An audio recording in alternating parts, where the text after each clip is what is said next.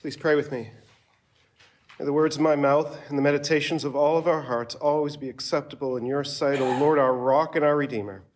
Amen. Please be seated. If you would, please open a Bible to John 11. I know regulars here will be totally sort of thrown for a loop. We've now looked at the New Testament for 4 weeks in a row, which is very atypical. And on gospel readings each week, no less. It's probably a personal record. Jesus can finally return now, I suppose.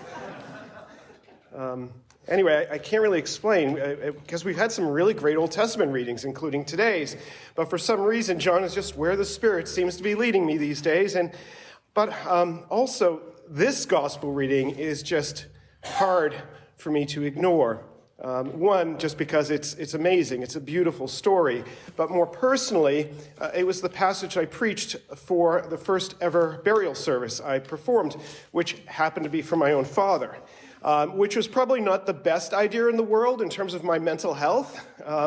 But I had a room full of people who may or may not have known all that much about Jesus, and I was not passing up an opportunity with a captive audience to preach the gospel. So, and to be honest, I thought I was doing perfectly fine for most of the thing, and then I finally sat down and I got in the funeral home car, leaving the gravesite, and I just suddenly realized there was absolutely nothing left of my stomach, right? Anyway, needless to say, after that, this passage kind of sticks with me a little. And I think it does that for many, even without that kind of personal connection, because there are just so many powerful moments in this story.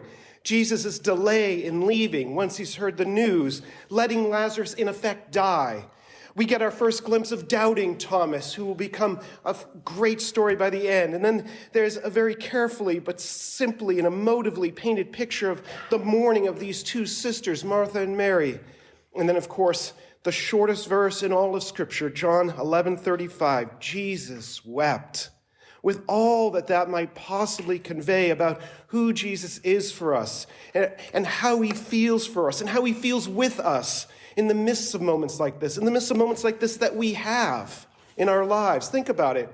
And this was St. Augustine's point. In John's gospel, of all the places, in John's gospel, which places so much emphasis on Jesus' divinity, in the beginning was the Word. In John's gospel, you get tears from Jesus. You get human tears, and that's powerful stuff. And then finally, of course, there's the miracle, right? The capstone miracle to Jesus' whole earthly ministry in John's gospel, right ahead of his triumphal entry into Jerusalem in the next chapter. This ultimate miracle of Jesus' ministry where he raises a man from the dead, right? And the poignancy of this man's being not just somebody Jesus runs into, which happen in many of his miracles, or somebody who runs into Jesus, which happens in others, but the poignancy of the fact that Lazarus is a friend, that Jesus raises his friend from the dead. It's a beautiful story, which, like John 9's tale of the man born blind from last week, is masterfully told. It's beautiful. It's also, like last week, really, really long, right? Even longer, actually. And how can it not be? Because there's so much going on. Because at the heart of the story, the background to everything that's happening is a picture of the very problem of our existence, a picture of the fact that our world has been horribly marred by the inescapable reality of death. Death, which our culture these days desperately tries to ignore, desperately tries to sweep away out of sight, but which looms over every single second of our lives because it is inevitable. It's ultimately unavoidable. And it is something that happens all the time, all around us, even as we try to put up blinders to it. And that reality, the inescapable reality of death, was how we began Lent a few weeks back with Ash Wednesday, with that reminder of those ashes pressed onto your forehead. And for many of you, depending upon how aggressive my scooping was at the time, probably on your nose and chin too, as some of you have mentioned. But those ashes on your forehead are there to remind you that your death is coming, that you are dust, and to dust you shall return. But also those ashes are there in the shape of a cross to tell you that what stands over your death, that is, who and what really has the final word over you, over and above that inevitable death. And that's what this story in John 11 is telling us too. From start to finish, John paints a world marred by death, but one into which the gospel declares the Son of God is coming, and into which the Son of God has come. And so what I want to do this morning is to look at this passage and look at the death that's at the center of it through the lens of all the people that our story shows us and see their reactions to death, their respective relationships to death, and to see those relationships and those reactions as faces of our own relationships and reactions to death. But then to look at Jesus, who is literally the exact opposite of death, who is the life and the resurrection, and who is now entering into our death, and who here in our story raises Lazarus, his friend, from that death, and in so doing sets in motion the events that will lead inexorably to his own death, but also to his triumph over death in his resurrection. So let's dig in. The first figure mentioned in our story is Lazarus, verse 1. Now a certain man was ill, Lazarus of Bethany, the village of Mary and her sister Martha. Now, it's weird here that Lazarus' relationship to Mary and her sister Martha seems to be framed in such a way that the connection is that they're just all from the same village, when in the next verse we'll learn they're siblings. John also seems to be reminding us that Mary was the one who anointed Jesus and wiped his feet with her hair, although he's not really reminding us because that doesn't happen until the next chapter, John 12:3. That is also weird, a bit more interesting, but still, let's keep moving. The main thing is that Lazarus gets our story going. First, by being ill, which creates all the tension in the story around Jesus' delay in going to him. And then Lazarus kicks the story into high gear by dying, right? Verse 14. Then Jesus told them, the disciples plainly, Lazarus has died. So in our story, Lazarus' relationship to death is, well, being dead, which seems at first glance to be just obvious and probably not worth pointing out, except that of all the various relationships to death that the figures in our story are going to occupy and represent to us, this one, Lazarus' relationship to death, is the only one that is absolutely, unequivocally, humanly universal. It is possible, highly unlikely, but theoretically possible, that you might get through this life without having anybody in your life dying before you, anybody you know dying. But nobody escapes one day being the Lazarus in our story here, going down into the maws of death. Nobody escapes that. And it might be an illness, or it might be a car crash, or maybe just old age, or maybe it might be when Amazon Video gets to one of your favorite books and makes movies of it. That could be it too, right? Doesn't matter, whatever kills you. Because one way or another, Lazarus' character development arc in the story is going to be your story and mine too, one day. Huzzah! And that's how our story begins, with Lazarus front and center, the character who embodies the inescapable, universal human predicament of death. Let's move on. After Jesus waits a few days for Lazarus to keel over, and he's finally ready to set off, at this point we encounter the second character in our story who shows us a particular relationship to death, and that is, of course, Thomas. And the death that Thomas is thinking about, the death that Thomas is laser focused on, unlike everybody else in our story, is not Lazarus' death, but rather his own, or rather the possibility of his death. Look again at verse 14. Then Jesus told them plainly, Lazarus has died, and for your sake I am glad I was not there, so that you may believe. But let us go to him. So Thomas called the twin, said to his fellow disciples, let us also go that we may die with him. So what's Thomas talking about? What's all this talk of dying? What's all this talk of getting stoned? Well, you got to back up a little. The raising of Lazarus is the capstone miracle in the Gospel of John. But it follows on the heels of the capstone declaration about himself that Jesus makes in John's Gospel. If you go back a page to the end of John 10, Jesus has declared in the beginning of John 10 that he's the good shepherd and that the Father has sent him to gather up his sheep who will know who he is and recognize his voice. And the religious leaders of Jesus' day are having the same exact debates that we saw them having back in John 9 last week about whether Jesus is a sinner or Jesus is from God. This is John 10:20. Many of them said, he has a demon and is insane. Why listen to him? Others said, these are not the words of one who is oppressed by a demon. Can a demon open the eyes of the blind? On the one hand, he's doing and saying weird stuff. On the other hand, he's doing stuff only God can do. And so, as if to make clear what it means to do stuff only God can do, Jesus crosses the Rubicon of blasphemy in their eyes, the point from which there is no turning back as far as they're concerned, and he declares, John 10:29 following, my Father who has given them, those sheep to me, is greater than all, and no one is able to snatch them out of the Father's hand. I and the Father are one. Boom, mic drop, baby, right? And that definitely does it for the Jewish leadership, who at that point pick up stones, not for the first time, of course, to stone him, and are now, from here on out, basically bent on killing Jesus.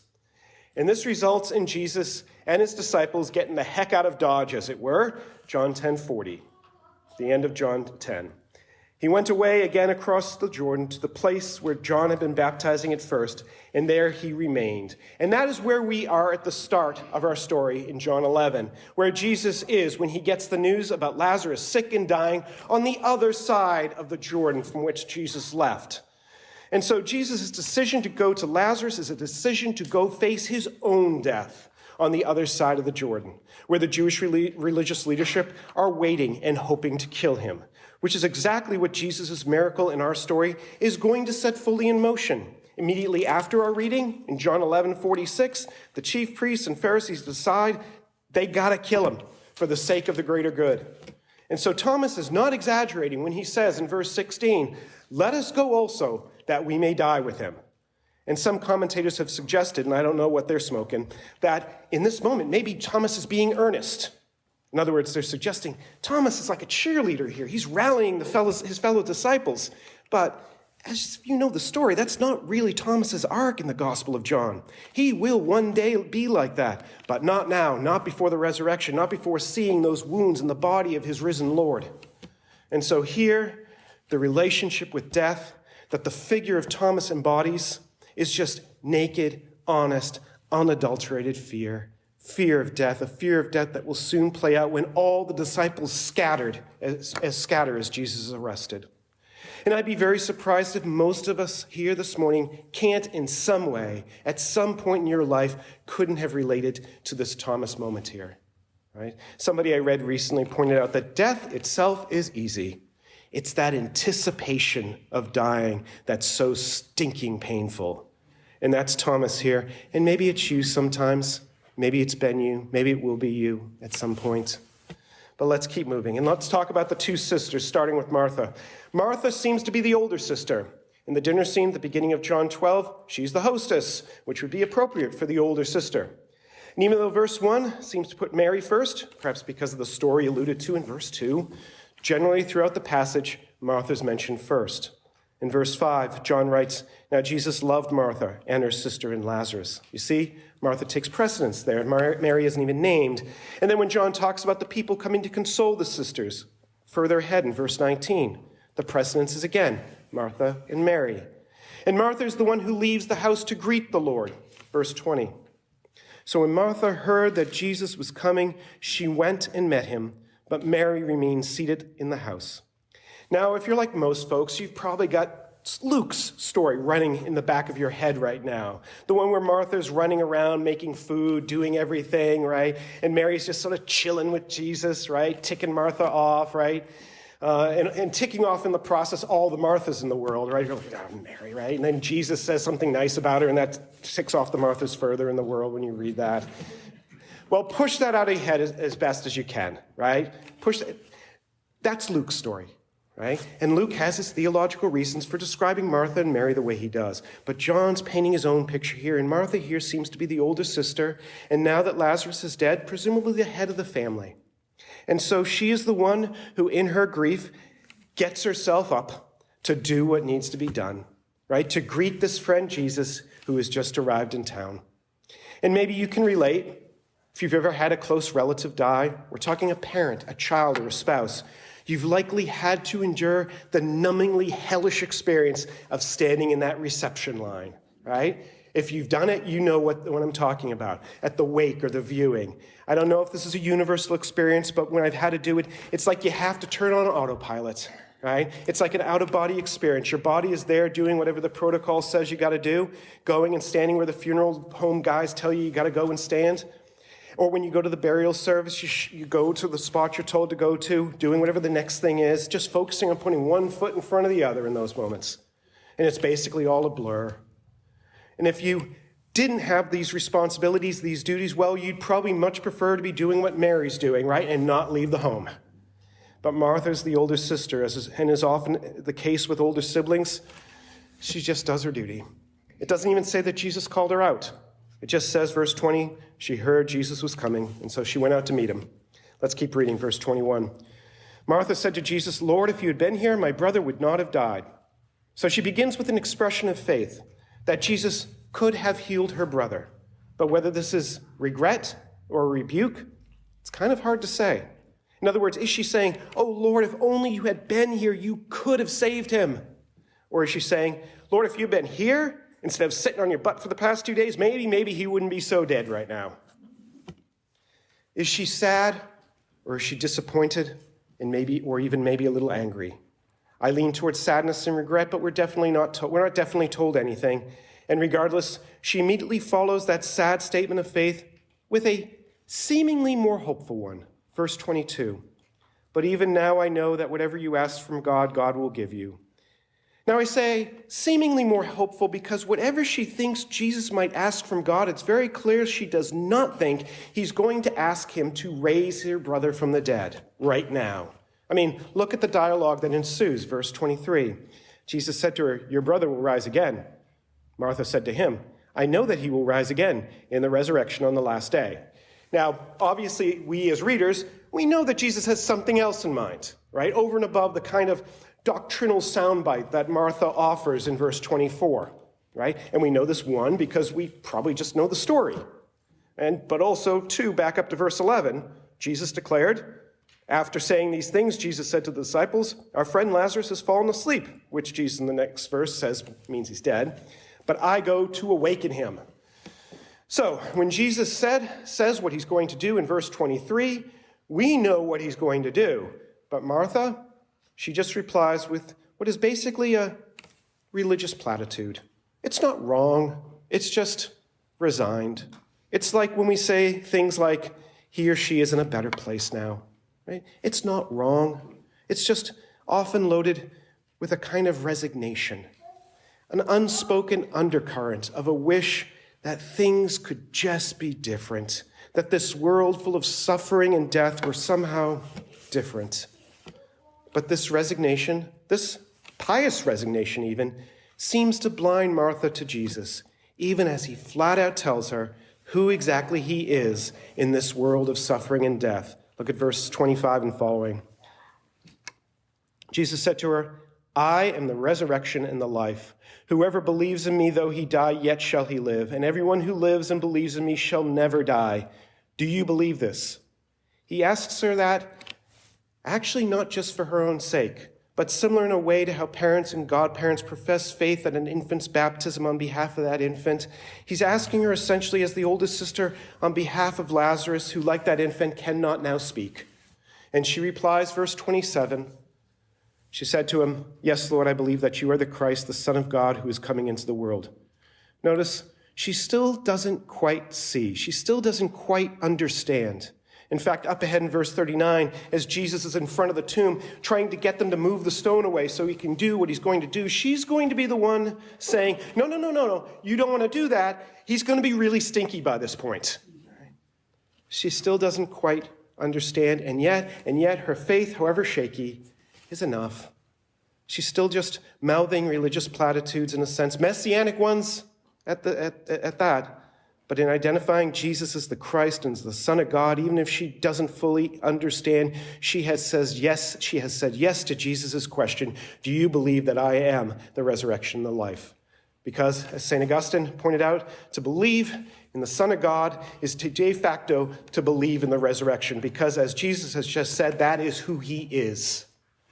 And so Martha's relationship to death is a kind of pious resignation in the wake of all her grief, leaning on things she's been taught, things that she hopes are true, because it's all she's got right now. And Jesus can work with that. I mean, Jesus can work with anything, but so often Martha is a picture of us in our grief. I've been there, and I'm guessing many of you have too, just putting one foot in front of the other, clinging to what little you've got in those moments. So that's Martha. What about Mary? Because Mary can also be a picture of us. Well, Mary, in terms of how she's handling things, she's basically a complete mess, right? And maybe she's more reflective of you in such moments. Or maybe you're a combination. Maybe you're Martha on the outside, And you're Mary on the inside in those times. Because Mary's the one who doesn't want to leave her house, where she's surrounded by people who are just trying to console her. And she doesn't come out until Martha tells her that Jesus is asking for her. At which point, verse 29, and when she heard that Jesus was calling for her, she rose quickly and went to him. Notice what follows a verse later, in verse 31. When the Jews who were with her in the house, consoling her, saw Mary rise quickly and go out, they followed her, supposing that she was going to the tomb to weep there. They're not letting her out of their sight. One ancient commentator suggested that they were staying with her and chasing her because they were fearing she might actually take her own life in this moment, so grief-stricken was she. I don't really see that in the text, but it does get to the image of Mary here. Death has left her completely grief-stricken. When she finally gets to Jesus, she says the exact same thing to him that her sister did, the exact same words. And yet, the picture is completely different. Look at verses 32 and following. Now, when Mary came to where Jesus was and saw him, she fell at his feet, saying to him, Lord, if you had been here, my brother would not have died. When Jesus saw her weeping, and the Jews who had come with her also weeping, he was deeply moved in his spirit and greatly troubled. Martha and Mary say the exact same words, and yet what they are each expressing in this moment are worlds apart. Whereas Martha's words can be seen as regretful, maybe even rebuking, Mary's are words of pure heartbreak. Lord, if only you had been here, my brother would not have died. And she falls at his feet when she sees him. No such thing is said of Martha. She somehow holds it together. She remains dignified. Not Mary. She completely collapses in front of Jesus. She crumbles up in front of him in a ball of grief. Some commentators have suggested it's worship, but I don't think that's primarily what's in view here. But at the end of the day, it doesn't really matter, because at some level in this moment, it's the same thing. With nothing else left, with nothing but her loss and her grief, she collapses at the feet of Jesus, and that is the purest picture of worship and prayer that I can possibly imagine. And Jesus, too, responds completely differently than he did with Martha. He doesn't engage in some theological discourse with her. He doesn't even speak with her. John simply tells us that Jesus was deeply moved in his spirit and greatly troubled, or more literally, troubled within himself. And the word in Greek for deeply moved carries with it the sense of being indignant, angered, even irritated. We're not talking simple sympathy here for what Jesus is seeing with Mary at his feet and everyone everywhere crying. He is, in other words, a little ticked off in the moment. And many commentators have suggested he's ticked off at Mary and all those mourners for their lack of faith and for how they are succumbing to the seeming hopelessness of the situation, even as he is there with them. That is, of course, a possible reading. In verse 37, John shows us some in the crowds speaking very suspiciously, very disapprovingly of Jesus' late arrival on the scene, right? Verse 37, could not he who opened the eyes of the blind man also have kept this man from dying? And yet, I don't think that's what Jesus is chiefly bothered by, is chiefly angered about, because you have to see what comes before that moment. Verse 34, Jesus' immediate response to Mary's falling at his feet in lament, and Jesus said, where have you laid him? They said to him, Lord, come and see. His response to Mary, said not to Mary at his feet, but to the other mourners gathered around, is to show to them, to do for them, to be for them what he said he was to Martha, to be the resurrection and the life. And whatever he might be irritated by, agitated by, and angered by, it nevertheless produces what John describes in verse 35. Jesus wept. Is he weeping over their unbelief? Is he weeping over their weeping? Is he weeping over what they're weeping about, that is death? Or is he just weeping over all of it? The way that death has so warped humanity, so warped life, so destroyed how humanity was meant to be. Beyond that corpse of Lazarus in the tomb, even while there's still life, it has made Thomas fearful in this life. It has made Martha joyless in this life. It has made Mary suffer in this life. Just so much stinking hurt in the world. All because death is in the world, and all because ultimately sin has brought it into this world. And Jesus has crossed the Jordan, beyond whatever he is doing right now in Bethany with his friends, ultimately to go to Jerusalem, to be lifted high upon his cross, to deal with sin and death once and for all, for Thomas and for Martha and for Mary, for that crowd of mourners and doubters, and for you and for me. But before he goes there, he's going to do this, so that everybody in the story, everybody who reads the story, can know that he and the Father are one, and that he calls his sheep, and that when he calls his sheep to him, they will respond even from the grave. Verse 41. So they took away the stone, and Jesus lifted up his eyes and said, Father, I thank you that you have heard me. I know that you always hear me, but I said this on account of the people standing around, that they may believe that you sent me. When he said these things, he cried out with a loud voice, Lazarus, come out. The man who had died came out, his hands and feet bound with linen strips, his face wrapped with a cloth. Jesus said to them, unbind him and let him go. And all that means is that in Jesus, that is now the picture of your true relationship with death. Because in Jesus, if you're like Thomas, Jesus turns fear of death into wondrous hope for life. My Lord and my God, as Thomas will later say. If you're like Martha, Jesus turns hopeless resignation to death into confidence in him in the face of your death. And if you're like Mary, Jesus turns tears of grief into the joy and happiness of hope in him. And all because Jesus is the resurrection and the life, who is one with the Father, the Son of God who has come into this world of suffering and death, and who has raised from the dead corpses like Lazarus, like you, like me, the corpses of his friends, and whose cross has unbound and freed us not from mere strips of cloth, but from all our sin. And also that we might know in him the grave is not our home. And so to him be all the glory forever and ever. Amen.